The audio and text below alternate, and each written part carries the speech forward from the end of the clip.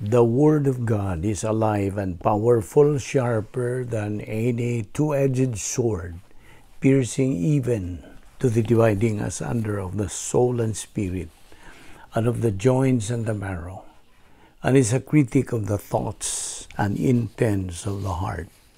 All Scripture is God-breathed, and is profitable for doctrine, for reproof, for correction, for instruction in righteousness, that the man of God might be mature, thoroughly equipped unto all good works. Study to show thyself approved unto God, a workman that needeth not to be ashamed, rightly dividing the word of truth. Colossians chapter 3 verse 1, If then you were raised with Christ, seek those things which are above, where Christ is sitting at the right hand of God. Verse 2, Set your mind on things above, not on things on the earth. Romans 8:1, Therefore there is now no more condemnation for those who are in Christ Jesus. 2 Corinthians 5:21, He, God the Father, made Him, the Lord Jesus Christ, who knew no sin on our behalf, that we might become the righteousness of God in Him. 1 Peter chapter 2 verse 24, He Himself bore our sins in His own body on the cross. Philippians 2:8, He humbled Himself by becoming obedient unto death, even death on the cross. 1 Timothy 4:5, As for you, always be sober-minded, endure suffering, do the work of an evangelist, fulfill your ministry. Before we start our Bible study nining adlaw, gikinahanglan ang atong pagsunod sa atong naandan nga practice. Well, of course, we just follow God's mandate diyan sa 1 John 1:9 nga atong isugid ang atong mga sala nga nahimo ni ining adlaw. Kay kining mao mga sala kun di nato isugid, mahimo lamang babag sa atong pagabuhatong pagtuon sa pulong sa Dios. They become barrier. So, God the Holy Spirit in His ministry cannot function sa pagpatinaw, pagpaklaro sa iyang kamatuoran. Gumikan na mga sala, busa. Let us follow 1 John 1:9 nga nagaingon, If we confess our sins, God is faithful and just to forgive us our sins and to cleanse us from all unrighteousness. Humani mo buhata ka na ikaw andam na sab sa pagpadayon sa pagtuon sa pulong sa Dios. And alang kanimo higala, ako lang sa kang tawag higala, kay di ka pa man igsuon ako, diha ni Kristo. Giagda ka, nga imong gamiton ka ng imong free will, imong kabubuton, sa paghimo sa labing mainungdanong desisyon nga may imong mahimos tibuok mong kinabuhi. The decision to believe in Christ as your Lord and Savior.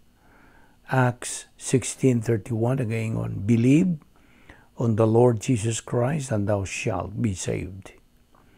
John 3:3, Except a man be born again, he cannot see the kingdom of God. John 14:6, I am the way, the truth, and the life. No one comes to the Father but by me. Walay laing manluluwas si Ginoong Jesucristo lamang. Acts 4:12, Neither is there salvation on any other under heaven given among men whereby we must be saved. Busa, karon mag-andam tas tong kaugalingon, magampot tas sa hinom.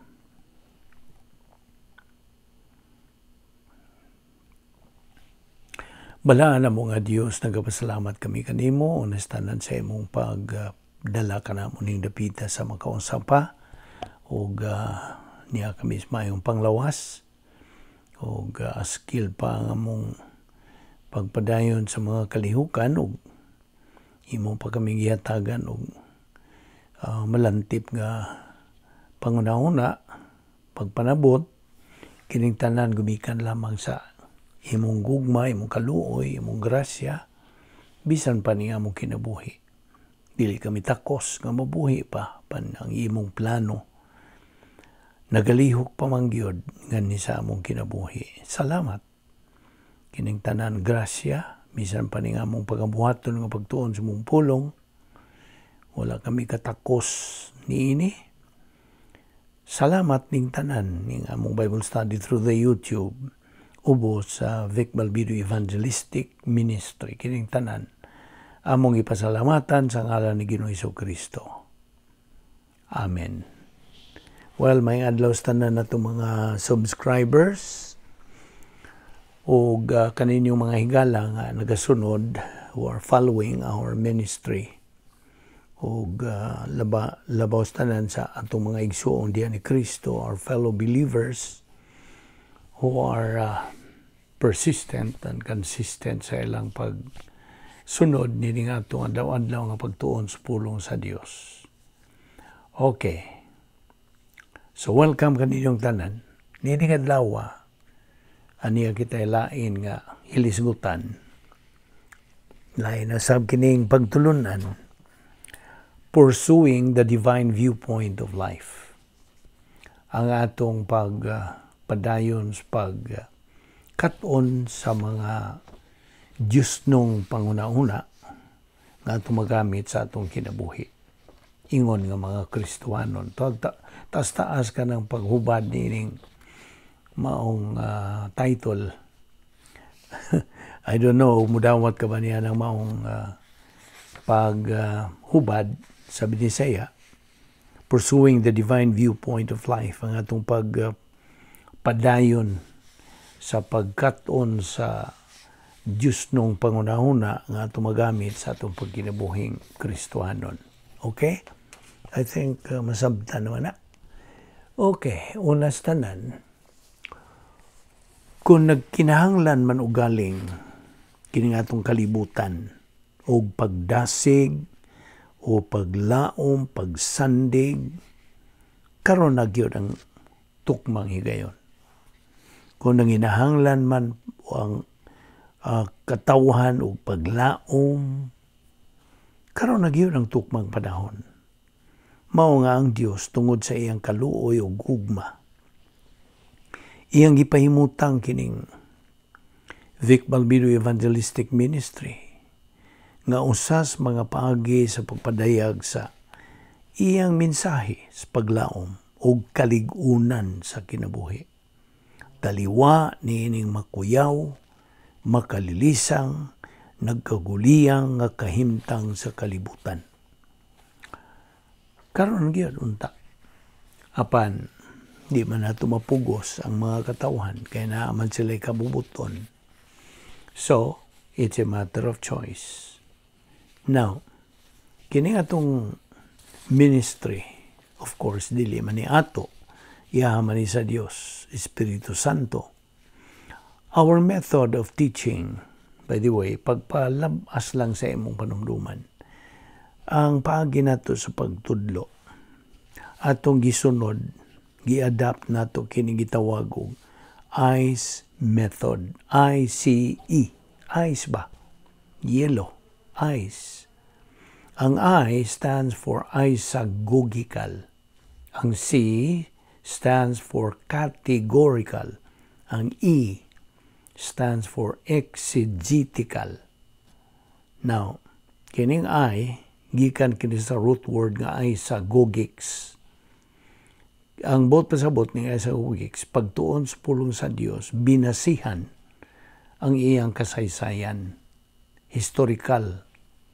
So, naay usa ka kapitulo o bersikulo sa Biblia nga atong mabasa, atong tun-an, unsang panahuna kini nasuwat. Mao na isagogics based on its history. Mao nang isagogical.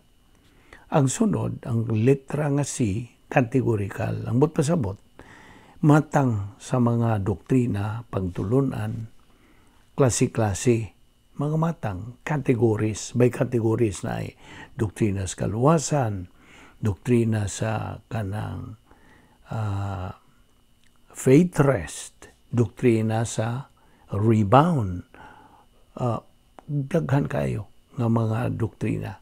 So, mo ni categorical nga pagtuon sa pulong sa Dios. Ang letra nga E, exegetical, gikan kini sa exegesis, ang buot pasabot, pagtuon ta sa pulong sa Dios, basihan ang original nga pinulungan nga gigamit sa pagsuwat sa mga kapitulo o bersikulo diha sa Biblia. So, mo na gitawag og exegetical, exegesis. So, ang balaang kasulatan sa daang pagkigsaad, the Old Testament, unsa may original language nga gigamit sa pagsuwat niini, Hebrewanon, o ang panultihon nga gigamit ni Ginoong Jesucristo, Aramaic. Okay? Karon ang New Testament, nga to kanong gitunan, ang bag-ong pakigsaad, gisuwat kini originally sa Greek. So, mao na ang buot pasabot sa exegetical.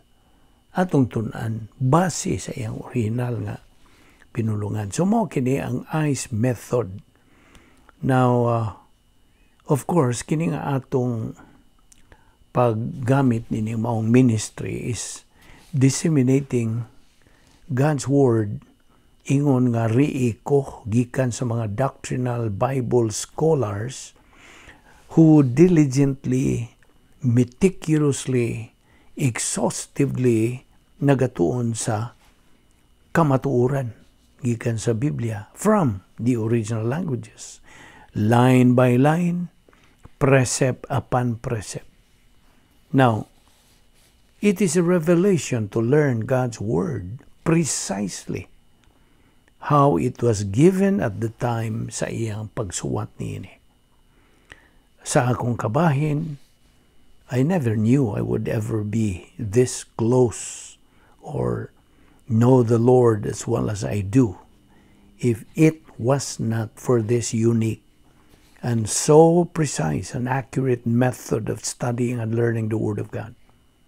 So mao na nga giangko nako kini as a grace provision from God. Grasya. Okay. Ang pulong sa Dios, the Word of God, mao kini ang yardahan o sundanan sa plano alang sa eternidad. The Word of God is the yardstick and a blueprint for eternity. Ingon nga mga Kristohanon, kung ato kining kanang, if we just ignore it, kung ato lang ng ibaliwa, it would be the most ridiculous thing in the world. Now, mura ra kag usa ka tawo who is trying to fly an airplane, apan iyang sa likway man lang he ignores the rudiments of flying nga gisuwat diya sa libro before him.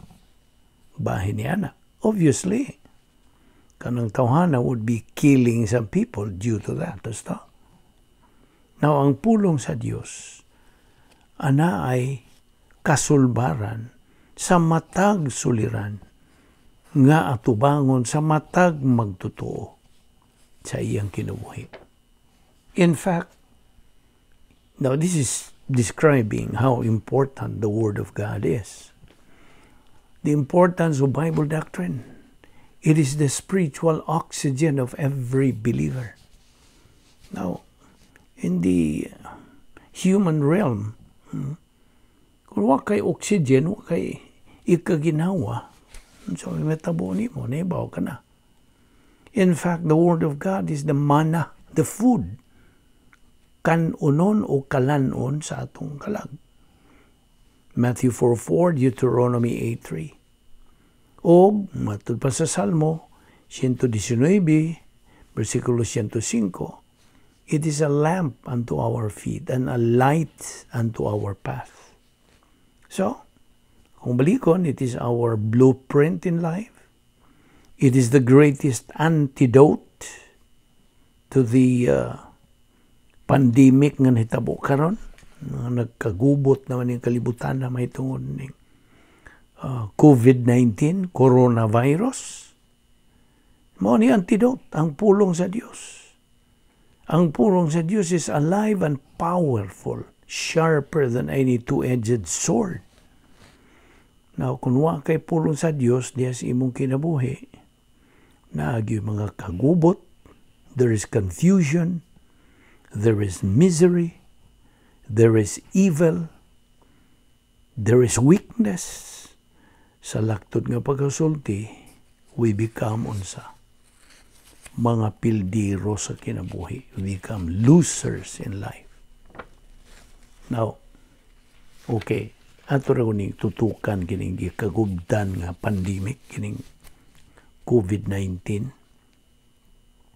Ang Dios anay mensahe ngadto sa katawhan. Nganhi ka natong mga katawhan. Apan ayaw nagyukalimti kining prinsipyo. Si Ginoong Jesucristo mo ay nagadumala sa kasaysayan. Christ controls history. Now, do not think nga ang Diyos walang niya baliha kining pandemic nga atong giatubang.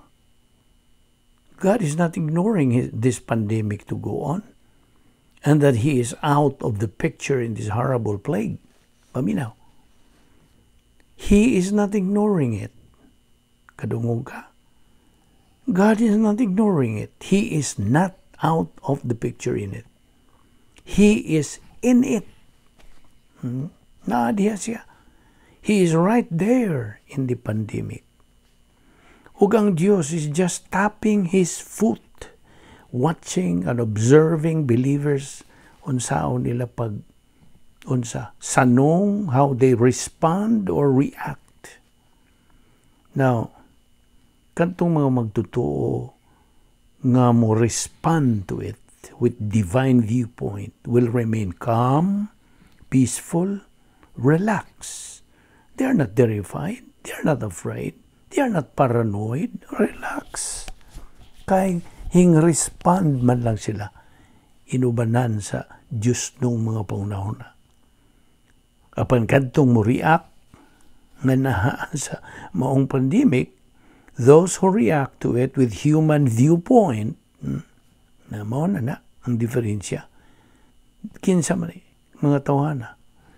Hindi react man sila, so they will go berserk, frenzied, and crazed. They are panicky. Now, hinumdumi, kung ikaw, Kristohanon, magtutuo, this is just the time for application of the Word of God. Mao na ni panahon. This is the time that God is keenly observing, keenly watching, and evaluating the doctrines that we have learned from His Word. Whether it really has remained na pundo na gyud diha, nahimo na gyung bahin sa atong kalag, ug ato na gyung na-retain kana, now ato na ning hinumduman. We are now recalling them and applying them to this challenging and difficult time of our history. So, kung sa may gikinahanglan, faith is what should be getting stronger in our soul. Ang sao man na pagka-ligon yan ang pagtuuha kung huwag kayong pagtuon. Nabita sa Roma 10:17, klaro kayo nang nakaingon nga. Faith comes by hearing, and hearing by the Word of God. So, are we keeping, atong pangutanon itong kaugalingon, are we keeping on sa atong pagtuon sa pulong sa Diyos? We should take it in on a daily basis. Tungod kay Mao man kini ang espirituhanon nga oxygen nga atong gamiton sa pagginhawa pasod o pagginhawa pagawas for us to be able to live as God's people. Ang mensahe nato is intended to remind ourselves to grow in grace and knowledge of our Lord and Savior Jesus Christ. 2 Peter 3:18 kana. Thus, edifying our soul. So mo nabitay alawiton diyang Kristohanon, onward Christian soldier. Now, as believers, kang Ginoong Jesucristo, we should sincerely and honestly declare now nga kita, we are proud, in fact, not ashamed to proclaim the gospel of Christ. Maayong balita sa kaluwasan. Gitanyag kining Ginoong Jesucristo. Kitang mga magtotoo can now boldly, I hope you can say, boldly, that heaven is our home now. God is our Father, Christ is our Lord and Savior, and God the Holy Spirit is our guide. And we should be thrilled. Nahanglan maginamhinam na unta kita by the truth of God's word that says, I am on my way to heaven, my forever home, and that I'm going to be delivered from this difficult time in history, nga mo kining COVID-19 pandemic, and that we fully trust God's word in Philippians 4, 6, and 7, sa may gisulti niya. Be anxious for nothing, but in everything by prayer and supplication with thanksgiving. May your request be made known to God, and the God of peace, which surpasses all understanding, shall guard your hearts and minds in Christ Jesus. Mao kini mga butanga atong gikinahanglang hinumduman kanunay nga nahisod na gyud diha sa atong limpatakan. It has become part of and should have been circulating in our stream of consciousness. Now, tungod kay, okay, punto akong dadon diyan nimo. Sanglit ang Diyos mo may nagaplano for us to have a purpose in life right now. Na ako'y pungtan na nimo, why are most people not having happiness and peace? Nga naman. Nagkasamot man o kaguliyang ilang paunaw na. You see? Tubag didi, acknowledge the problem of man. Man has a big problem. You know what is this big problem? The problem of separation. Separated ang tao, gikan sa Dios, gumikan sa unsa. Kahimtang sa tao, gumikan sa nabuhat sa atong unang gidikanan. Siya danog si iba, misupil sila sa Dios. Kini-review naman po niya, mao man niya ang dakong suliran. Inumdum ka ba sa formula nga, mo'y nagapamatuod nga ang tao na imulag yung hingpit gikan sa Dios. AOS plus OSN equals spiritual death. AOS, Adam's original sin, plus OSN, old sin nature, equals spiritual death. Iba nga kung sa ibutas sa spiritual death, total separation from God. Hingpit. Mo ni, dakong suliran. Natingali, ang uban may maayo man kong tao. Okay ra ko. Sa man ng Roma 3:23 nagaingon ang tanan nakasala, nakabsan sa himaya sa Dios. Tanan. Underline that word, all. Ang tanan. All have sinned and come short of the glory of God. Sundan pag yun sa Roma 6:23. Ang suhol sa sala, mawangon sa kamatayon. The wages of sin is death, But the gift of God is eternal life in Christ Jesus. Ibaw ka kung sa paminaw. God created man in His own image, ug gihatagan siya og katuyuan sa kinabuhi. He gave him a purpose for life. O man niya buhata ang tao nga murag robot to just automatically love and obey Him. But He gave him free will, freedom of choice. Ang tao mipili man yun sa pagsupil batok sa Dios and to go his own willful way. Now, karon panahon na gani. Ang tao still makes his choice today. This results in unsa? Separation from God. Gahi magyugo ang tao. You see. Apanalagi si kabubuton, free will. You see how important free will is? We are facing this volition, the issue of volition, every moment of our life. 24/7, 365. In fact, ako kanang giingnan kanunay nga, all of life is decision-making. So, mao ni ang suliran karong panahon na. Man is totally separated from God. O ang Diyos sa iyang kaluoy, sa iyang gugma, naghahatag siya og kasulbaran niini. Man who is sinful, makasasala, is separated. So there's a gap between man and God. Ang Diyos, unsa, balaan ang Diyos. Ang tao, makasasala. So, hormone naga kanang buwag sa tao sa Diyos. Now, man through the ages, naning kamot siya, ngitag paagi to bridge the gap in many, many ways. Unsa man, buhat ng mga maayong binuhatan, relihiyon, filosofiya, moralidad, ang tanan, without success. Paminaw. There is only one remedy for this problem of separation. So, mao na nga. Ang suliran, masulbad nini. It is recognizing God's remedy. Unsa man iyang remedy? Ang cross. Si Ginoong Jesucristo is the only answer to this problem of separation. Ibaw ka ba?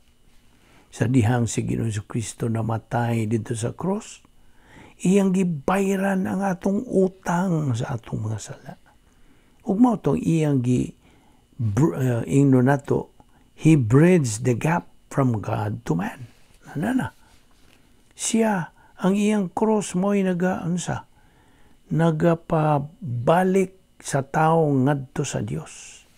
Man is sinful, God is holy. Kasi Ginoong Jesucristo ra ang bugtong tigpataliwala. He is the only mediator between man and God. Sa manang bersikulo nga, 1 Timothy 2:5 and 6.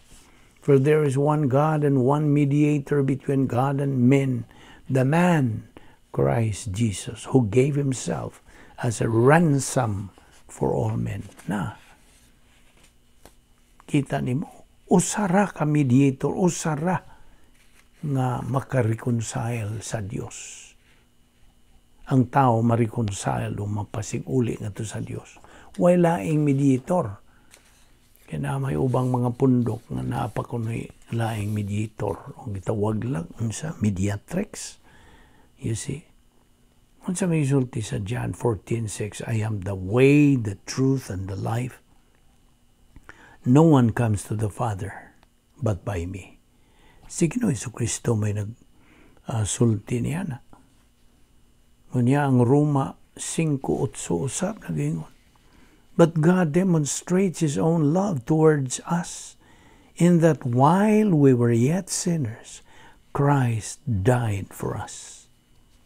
So muna, ang sunod nga punto din niya itong dadon, mauna nga ang tubag nas tao mo ikinahanglan sa Dios.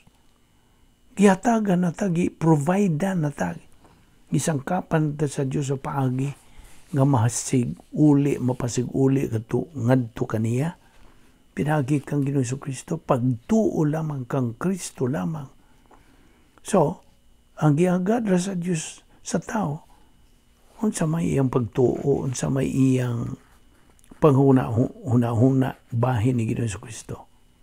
What think ye of Christ? Mo ni dakong pangutana. Ay, kay mo ang tubag, this is to be the right response of man to God's provision. Faith alone in Christ alone. Maura. Pagtuo lamang kang Kristo lamang. Natingali mo yung tuo na ta. Luwas na ta. Yes. Kay, unsa may gisulti yun sa pulong sa Diyos. Acts 16:31. Believe on the Lord Jesus Christ and you will be saved. Period. Ayaw nagdugangi. Kay mo yun pag magkuwang pa. Imagine, you are insulting God. Imong gi-insulto ang Diyos nga hingpit. He is perfect. Unsay iyang buhaton, hingpit na. Nya imo pang dugangan, makaako ka ba? Sa pagdugang sa iyang hingpit na kasulbaran sa atong pagkahimulagikan kaniya. Hingpit, perfect. Anara po na ni, mutuo ka ba niya na o di kay it's a matter of choice. Nakakita ni mo. Unsa ka importante sa itong kabubuton. John 3:16, for God so loved the world that He gave His only begotten Son, that whosoever believeth on Him shall not perish but have eternal life. John 3:18, he who believes in Him, kang Ginoong Jesucristo, is not condemned. But he who does not believe in the name of the only begotten Son of God, he is not saved. Akong balikon, John 3:18. He who believes in Him is not condemned. But he who does not believe, he is condemned already because he does not believe in the name of the only begotten Son of God.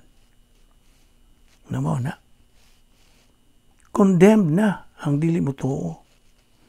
John 3:36, he who believes in the Son has life. Kinabuhing dayon. But he who does not believe in the Son does not have life, but the wrath of God abides on him. Kanang wrath of God, dili yun kasuko, kalagot sa Diyos. Kaya sala man na. Ang buot pasabot yun na in the original, the wrath of God means the lake of fire. Ang impyerno, ang itawag sa kadaghanan. Now, question. Is there any good reason why you cannot trust Jesus Christ as Lord and Savior right now? Klaro na kayong John 3:36, he who believes in the Son has life. He who does not believe in the Son does not have life, but the wrath of God abides on him. So, ingon nga mga magtutuo karon, okay, anto tanimo nga magtutuo. Human ka na mula katuo kang Ginoong Kristo, luwas ka na. You're bound for heaven. O tagalangit ka naman, di ka naman taga-dinhi. Yun sa paninitabo nimo, nitong pagdawat nimo, pagtuo kang Ginoong Kristo. Nahimo ka ng anak sa Dios. Nahimo ka ng magtutuo. Nahimo ka ng Kristuhanon. Luwas ka na. Di ka na taga-dinhis kalimutan. Tagalangit ka na. Gisuluban ka na sa pagkamatarong sa Diyos. Kung ang Diyos mo tanaw nimo, dili ka na hinukman, kung dili namatarong ka na, you have been justified. O ikaw na dugtong na nahiusa na kang Ginoong Jesucristo hangtod sa kahangturan. Ang sa pa? Gihatagan ka na o kinabuhing dayon. Ang imongan gisuwat na dito sa Lamb's Book of Eternal Life, never to be blotted out. Pipila lamang kining mga butangan na itabo nimo nitong pagtuo lamang kang Kristo lamang. Nakaron, magtutuo ka na. Okay? Imanduan ka na karon sa pagtuon sa pulong sa Dios. Grow in grace and in the knowledge of our Lord and Savior Jesus Christ. 2 Peter 3:18. Kini atong gibuhat adlaw-adlaw. No na nga. Ihagit ka mo. Mga magtotoo, mga igsuon diha ni Kristo. Padayon. Kaya mo na ni panahon, barugan na yun namang yun yung panahon na. Karon laging balik taniad tong mga kaguliyang karon nining kalibutan na. Coronavirus can never affect our soul as believers. Never. Barugin na. It cannot remove our salvation. It cannot remove our peace, our happiness and strength. Peace. Kalinaw. Happiness plus H. As a whole, ang coronavirus cannot remove our spiritual life. Dili. It cannot change God's plan for our life. It cannot remove the plan of God. It cannot remove God's operational divine dynasphere nga may atong tukma nga puloy-anan ingon nga mga Kristohanon ining ikaduhang bahin sa plano sa Dios. Busa may nungdanon pagayo. Ihalang kanimo nga dili magtotoo. Tumuo ka kang Ginoong Hesus ug ikaw maluwas. Ug alang kanimo magtotoo, fellow believer. Padayon sa imong pagtubo diha sa pulong sa Dios. Kaya mao lamang kini ang paagi nga ikaw may kakabot sa imong tumo nga espirituhanong pagkahamtong, spiritual maturity, ug mahimo ka nga mananaog nga magtotoo. Believer or winner believer. Mag-ampot ha. Higala, kung galing mamatay ka karon, hibaw ka ba may langit ka o may impyerno ka, hangtod ka hangturan? Now, ang Biblia, ang pulong sa Diyos, nagkanayon ra ba? Ngayon mo ka nang mahibawan. Ipangutana ta ka, higala, niining maong pangutana sanglit. Mauni ang labig manungdanong pangutana sa tibuok mong kinabuhi. So, pangutanon ta ka niining usap. Luwas ka ba?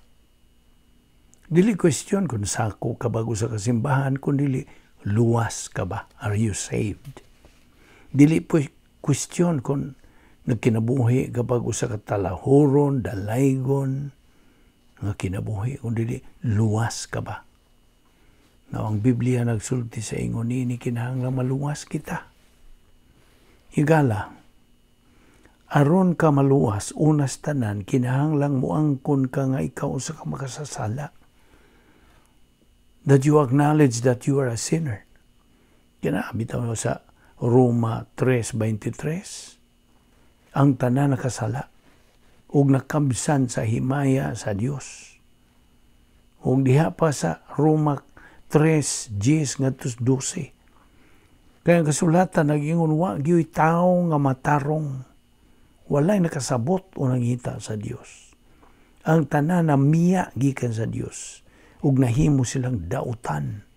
Walay bisan usang nagbuhat og maayo, wala bisan usa. Higala, ang imong mga sala mo'y hinungdan nga nakabsan ka si maya sa Dios. Ug mao ka na hinungdan nga di gyud nimo matuman ang mga kinahanglanon aron ka mahilangit. Ang ikaduha, kinahanglan nga ikaw makaamgo nga naay nahigugma nimo. O gani namatay siya alang kanimo. Siya mao si Ginoong Hesukristo kinsa namatay dito sa krus sa tuyo sa pagbayad sa imong mga sala ug sa paghatag nimog kahigayunan nga ikaw mahilangit. Apan gipakita sa Dios kanato ang gidak-on sa iyong paghigugma kanato kaysa makasasala ang pagkita nagpakamatay si Kristo alang kanato. Roma 5:8. Sa dihang namatay si Ginoong Jesucristo dito sa krus, ang iyang kamatayong espiritual, mao'y mibayad sa silot sa atong mga sala. Ang Kolosas 1:14 nagkanayon nga mao'y naglukat kanato og nagpasaylo sa atong mga sala. Sabta ra gud higala nga wa kay mahimo sa pag-angkon o pagpangayo og tabang aron kamay langit. Wala. Ang tinuod, gibayra na kana ni Jesus sa hingpit sa diyang namatay siya dito sa krus. Pansuwa pa siya mamatay, siya miingon og tapos na. Kana matud pa sa Juan 19:30, tetelestai. Karon, buot niya nga hatagan kag puloy-anan dito sa langit. Ang gasa sa Dios maong kinabuhing walay katapusan. Nga naa kang Kristo Jesus nga atong Ginoo. Roma 6:23. Higala, kung muluwas si Jesus kanimo, dayo na kana. Wala si Jesus magpabiling patay. Gibanhaw siya gikan sa lubnganan ug karon buhi siya ug tuan na siya sa langit ug nagpangaliya siya alang niadtong nagtuo kaniya. Matud pa sa 1 Corintios 15:3 ug 4, gitudlo ko kaninyo ang akong nadawat nga may nungdanon kayo. Kini mao nga si Kristo namatay alang sa atong mga sala, sumala sa naisulat sa kasulatan. Gilubong siya ug sa ikatulo ka adlaw gibanhaw sumala sa naisulat sa kasulatan. Hebrehanon 7:25, ug busa makahimo siya karon ug sa gihapon sa pagluwas kanila nga moduol sa Dios pinaagi kaniya kay buhi man siya hangtod sa kahangturan aron pagpangaliya sa Dios alang kanila. Pinaagi sa pagtuo dawata sa Ginoong Kristo. Si Jesus namatay aron sa paghatag og kinabuhing walay katapusan ngadto ni bisan kinsang motuo kaniya. Hinoon, bisan sa bisag unsang gasa, kanang gasaha, wa gyud bili hangtod nga imo kanang dawaton. Musta? Ang Juan 1:12 nagingon apan kadtong midawat ug misalig kaniya, gihantagan niya sa katungod nga mahimong mga anak sa Dios. Ang Biblia nagsulti nga ikaw naluwas pinagis pagtuo. Ug wala na bisag unsa pang ikadugang niya na wala na. Episo 2:8 ug 9 nagkanayon. Kay pinagis pagtuo naluwas kamo tungod sa grasya sa Dios. Dili kini inyong buhat kundi gasa sa Dios, busa. Walay makapasigarbo ni ini sanglit dili man kini bunga sa inyong mga paningkamot. Busa di man ipagayo. Nga ang bugtong pagtuo nga makaluwas kanimo mao ang hingpit nimo nga pagtuo kang Ginoong Jesucristo. Tumuo ka kang Ginoong Jesucristo kung ikaw maluwas. Mga buhat 16:31. Sabta higala nga ang pagtuo lamang kang Ginoong Jesucristo lamang maong bugtong paagis kaluwasan. Duha ra imong kapilian higala, mutuo ka ba kang Kristo ingon nga imong manluluwas ug ikaw maluwas? O musalikway ka ba kaniya nga manluluwas ug ikaw mahinukman? You are condemned. Busa pagpili higala. Apan sabta ang gisulti sa pulong sa Dios dias Juan 3:18 nga nagkanayon, ang dili mutuo mahinukman ang daan. Tungod kay wa man siya mutuo sa ngalan sa bugtong anak sa Dios.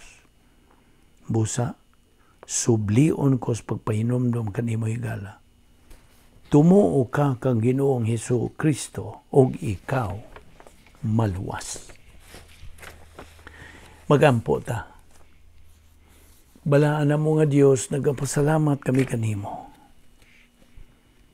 Sa imong bililhong mga pulong nga among nadungog ug nakatunan ni ining adlaw.